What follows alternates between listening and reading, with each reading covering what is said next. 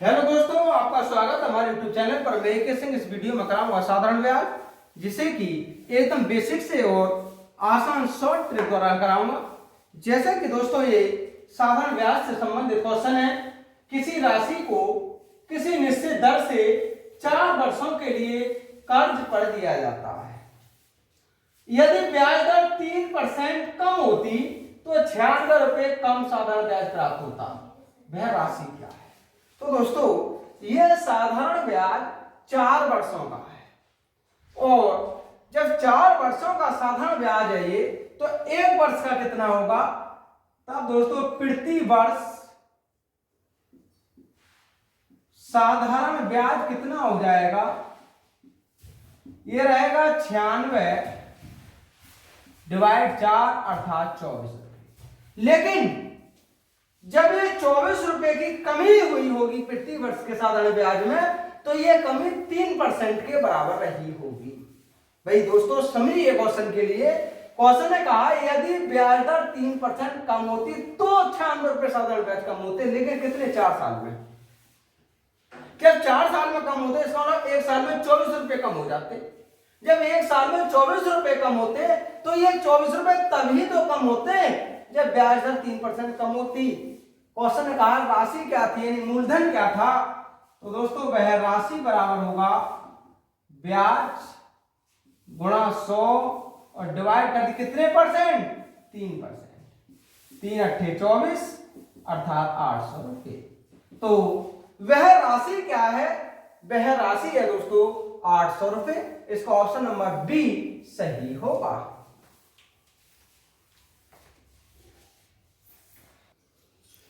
Next question है दोस्तों, 1800 रुपए 2 अलग अलग बैंकों में जमा करने पर 5 वर्षों में दोनों बैंकों द्वारा दिए गए साधारण ब्याजों में 540 रुपए का अंतर है। यदि उनमें से बड़ा ब्याज दर 9% है तो छोटा ब्याज दर क्या है? बहुत आसान सा सिंपल सा तरीका है दोस्तों।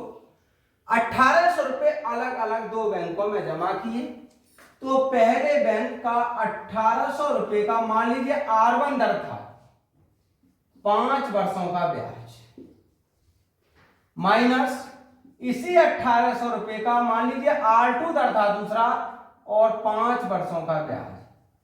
अब ये 540 रुपए था। 18 पंजे 90 और 18 पंजे 90, ये हुआ R1 माइनस R2 540। 9 छंग 54। R1 का मान 9 माइनस R2 बराबर 6, तब R2 बराबर हुआ 3%। क्वेश्चन ने कहा था तो छोटा ब्याज दर क्या है? तो दोस्तों छोटा ब्याज दर है 3%। इसका ऑप्शन नंबर ए सही होगा।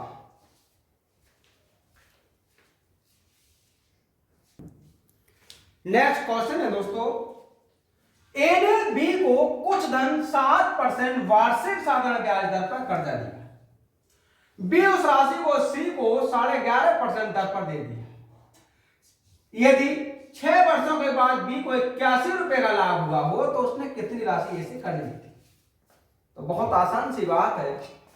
इसका मतलब हुआ कि ए का मूलधन क्या था। तब दोस्तों ए से जो राशि कर्ज ली थी, लाभ 81 रुपए का हुआ था, गुणा कर लीजिए 100 से, डिवाइड दरों का अंतर 11 सही 1 बटा 2 माइनस 7 और गुणा कर दीजिए समय से। समय है दोस्तों इसका 6 वर्ष। ये हुआ 81 गुणा 100 डिवाइड 11 दूनी 22 और 1 23 बटा 2 डिवाइड हुआ 2, क्योंकि इसका मतलब 11 दूनी 22 और 1 23 बटा 2 होगा, तो 2 सत्ते 14 और इसके गुणा में 6 और चल रहा है। ये हुआ 81 गुणा 100, यहां से 9 बचा और 2 ऊपर हुआ गुणा 6, 9 9 81, 3 दूनी 6, 3 3 9 और 2, ये हुआ 300 रुपये। क्वेश्चन ने कहा था उसने कितनी राशि ऐसे कर्ज लिया था, तो दोस्तों बी ने ए से 300 रुपए की राशि कर्ज ली थी।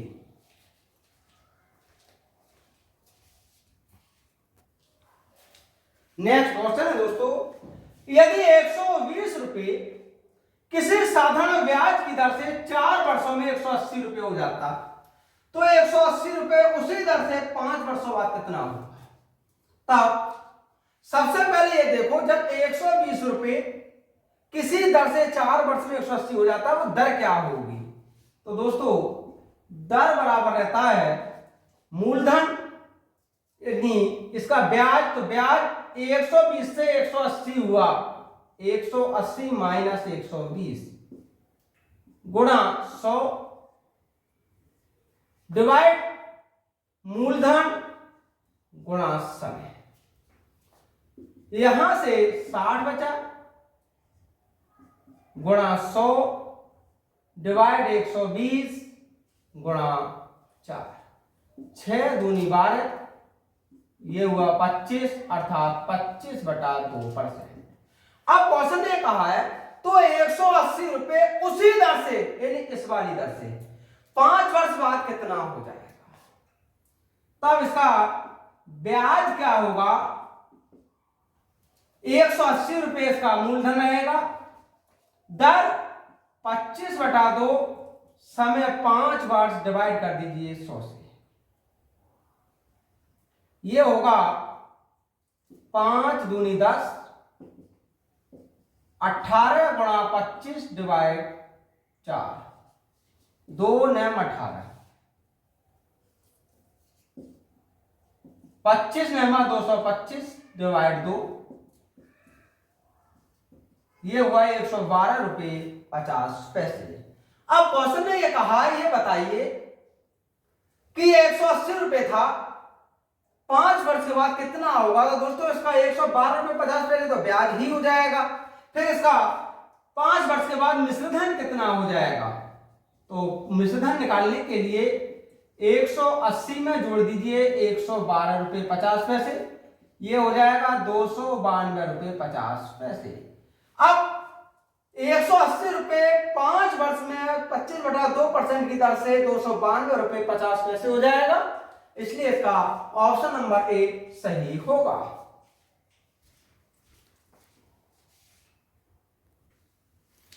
नेक्स्ट क्वेश्चन है दोस्तों, यदि 8,500 रुपए को 2 भागों में बांटकर पहले भाग को 8% वार्षिक दर से 4 वर्षों के लिए और दूसरे भाग को 16% दर से 3 वर्षों के लिए उधार देने पर समान साधारण ब्याज प्राप्त होता है, तो दूसरे भाग की राशि क्या है।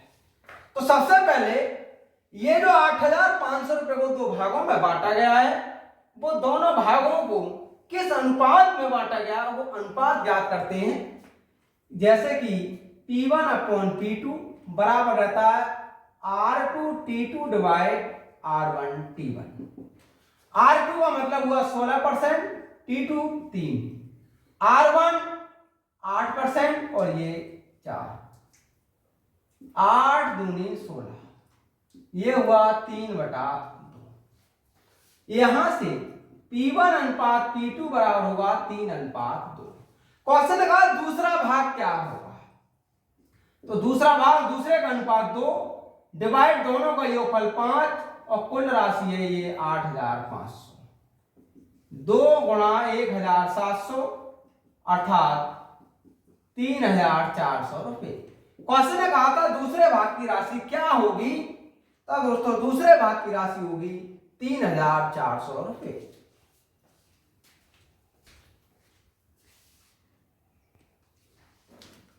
नेक्स्ट क्वेश्चन है दोस्तों, संतोष ने अजय को 12,000 रुपए 6.1/4% वार्षिक साधारण ब्याज दर पर कर्ज दिया। 9 माह के बाद अजय ब्याज के रूप में घड़ी संतोष को वापस कर देता है। घड़ी की कीमत क्या थी, इसका मतलब यह हुआ कि संतोष की अजय ने 9 माह के बाद इस 12,000 रुपए का केवल ब्याज दिया था और जो इसका ब्याज होगा वही कीमत घड़ी की होगी। तो क्यों ना 12,000 रुपए का 6.1/4% की दर से हम 9 माह का ब्याज निकाल लें। जो ब्याज निकल कर आएगा वही घड़ी की कीमत हो जाएगी। तो दोस्तों घड़ी की जो कीमत थी ये रहेगा 12,000, ये हुआ 25/4 गुणा 9 माह, माह को वर्ष में बदल दिया और डिवाइड 100।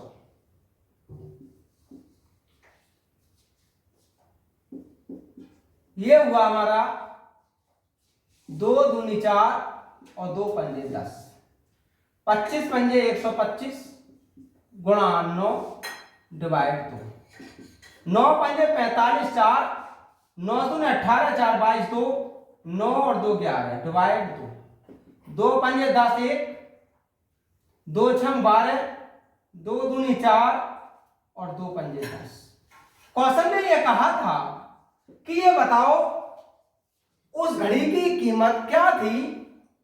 तो दोस्तों उस घड़ी की कीमत थी 562 रुपये 50 पैसे।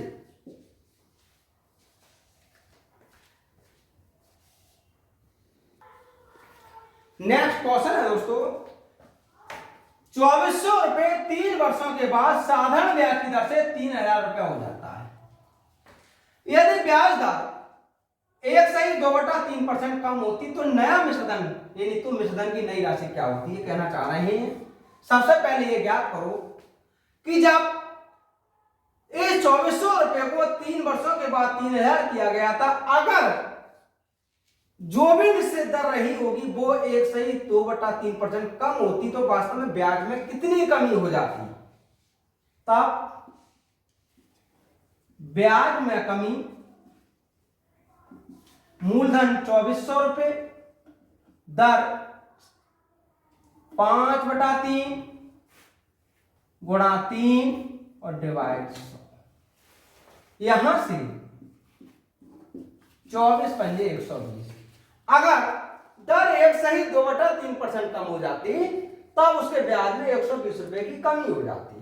तो फिर नया मिश्रधन क्या होता, नया मिश्रधन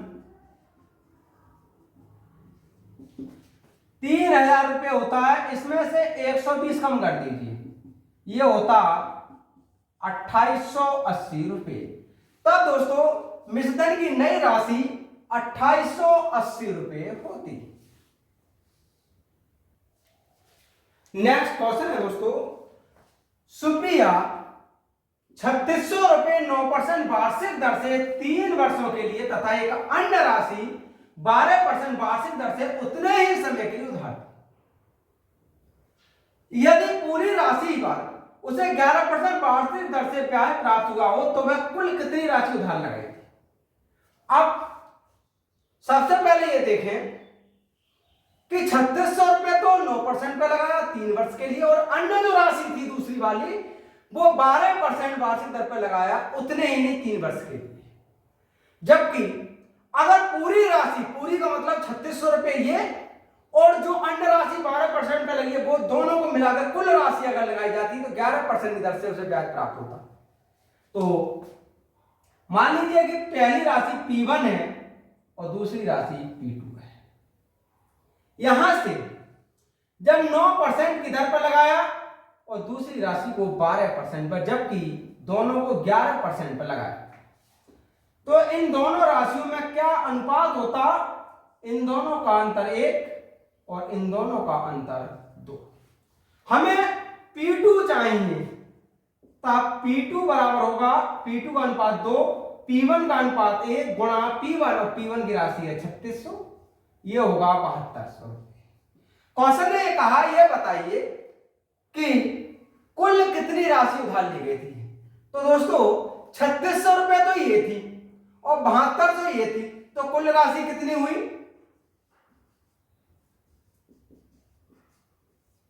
इस 3,600 रुपये में 7,200 और जोड़ दीजिए, ये होगी 10,800 रुपये।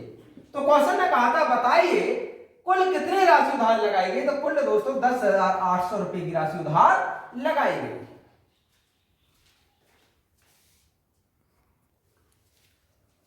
नेक्स्ट क्वेश्चन है दोस्तों, राजीव ने एक मोटरसाइकिल खरीदी और 15,000 रुपये का तत्काल भुगतान कर दिया। शेष राशि को वह 8% वार्षिक दर से 3 वर्ष बाद ब्याज सहित 19,840 रुपए का भुगतान करके चुकता कर दिया। मोटरसाइकिल की मूल कीमत क्या थी? तो सबसे पहले ये ज्ञात करें कि वास्तव में जब उसने 15,000 रुपए का तत्काल भुगतान कर दिया था तब शेष मूलधन कितना बच गया था। तो दोस्तों शेष राशि ये जो 19,840 रुपए 3 वर्ष बाद ब्याज सहित दिए हैं, ये दोस्तों उसका मिश्र धन होगा। तो ये होगा मिश्र धन गुणा 100 divide 100 plus R T. R का मतलब 8% और टी का मतलब 3 वर्ष। ये हुआ 19,840 गुणा 100, 8 या 24 यानी 124। ये 16 बार डिवाइड होगा, ये हुआ 16,000 रुपए। अब इसका मतलब ये हुआ कि 15,000 तो उसने तत्काल भुगतान कर दिया था, 16,000 रुपए का उसने ब्याज दिया था। तो मोटरसाइकिल की कीमत कितनी हुई? ये जो उसकी मूल कीमत थी वो थी 16,000 और प्लस 15,000, ये हुई 31,000 रुपए। इसका मतलब मोटरसाइकिल की मूल कीमत 31,000 रुपए थी। इसका ऑप्शन नंबर बी सही होगा।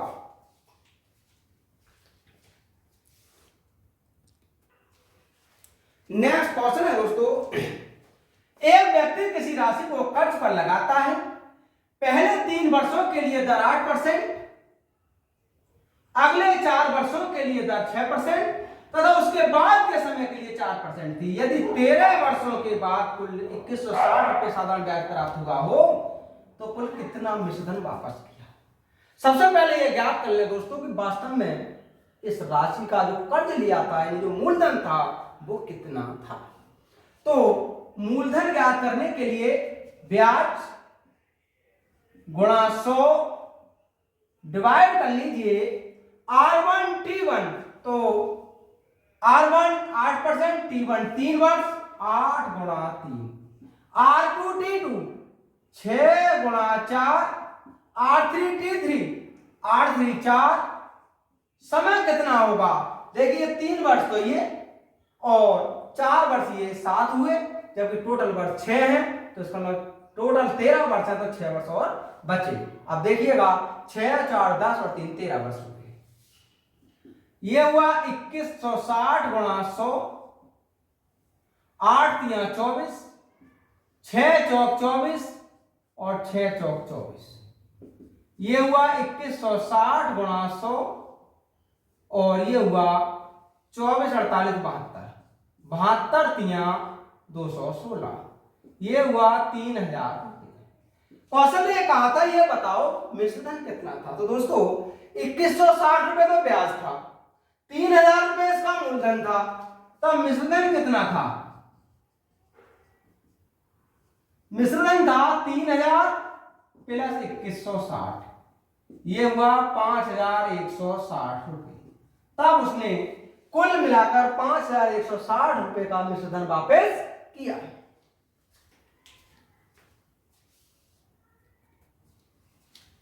नेक्स्ट क्वेश्चन है दोस्तों, राधा के पास जितने भी रुपए हैं उसे वह 3 भागों में बांटकर 3 बैंकों में जमा करती है। उन बैंकों में ब्याज दर 4:6:3 का अनुपात में है। यदि 9 माह के बाद वह तीनों बैंकों से समान ब्याज प्राप्त करती हो तो वह किस अनुपात में बैंकों में राशि को जमा करती है? बहुत आसान सी बात हुई, हमें बैंकों में जमा राशि का अनुपात ज्ञात करना है। तो दोस्तों इसका एक आसान सा ट्रिक होता है, बैंकों की राशि मान लीजिए उसने तीनों बैंकों में P1 P2 P3 राशि जमा करी, ये बराबर होता है 1/R1 अनुपात 1/R2 अनुपात 1/R3। यहां से 1/4 अनुपात 1/6 अनुपात 1/3। 4:6:3 का लासा ज्ञात किया 12 होगा, तो 4 3 12, 6 दूनी 12, 3 चौक 12। क्वेश्चन ने कहा था बताइए किस अनुपात में बैंकों में राशि को जमा करती है। तो दोस्तों वह 3 2 4 के अनुपात में बैंकों में राशि को जमा करती है। इसका ऑप्शन नंबर सी सही होगा।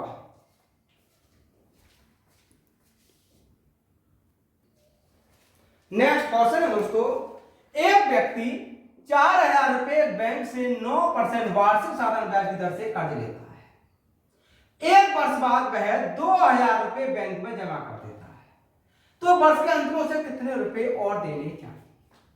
अब उसने जब 2,000 रुपए जमा कर दिए, तब ये पता लगे कि वास्तव में उसके पास ब्याज कितना हुआ।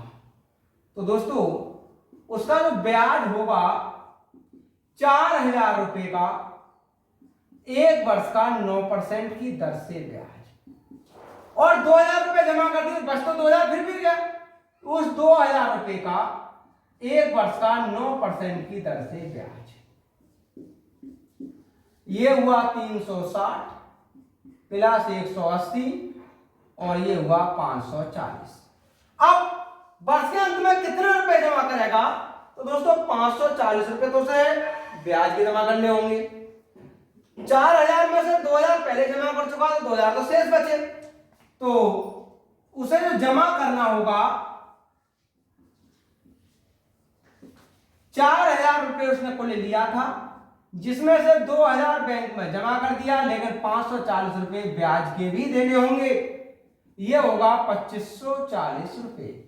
तो वर्ष के अंत में उसे 2,540 रुपए बैंक को जमा करने चाहिए। इसका ऑप्शन नंबर बी सही होगा।